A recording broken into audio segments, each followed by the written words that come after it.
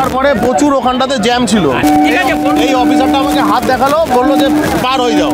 আমি তখন আসছি, তখন 1 নম্বরে 2 নম্বরে ট্রেন সিগন্যাল পাইনি, দাঁড়িয়ে রয়েছে। আমি আসি, সিসিটিভি ফুটেজেও দেখতে পারবেন। আমি এই পর্যন্ত 3 নম্বর পার করে চলে গেছি, গেটটা তখনও খোলা ছিল। 4 নম্বরটা যখন পার করছি, আমার সাথে এই ড্রাইভারটাকে দুজন, আমাদের দুটো গাড়ি বেরোতে দিল না। সাথে সাথে 4 নম্বরে 2 ট্রেন ছিল, ওকে সিগন্যালও দিয়ে দিল। কি করে সিগন্যালটা দেয় আমি বুঝে পেলাম না। আমাদের সাধারণ মানুষেরও ভুল আছে। যখন গেটটা পড়ছে দেখছে মানুষ, তথাপি তার তলা দিয়ে যেতে হবে, মানে ট্রেনের আগে তারা যাবে, এটা হচ্ছে তাদের চিন্তাধারা।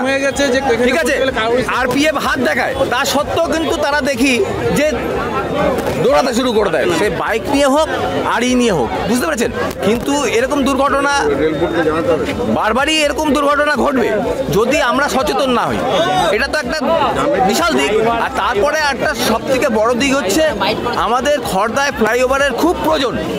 খুবই জনসংখ্যা যে হারে বৃদ্ধি পেয়েছে আর গাড়ি ঘোড়া যে হারে বৃদ্ধি পেয়েছে, তাতে খড়দায় ফ্লাইওভার প্রয়োজন।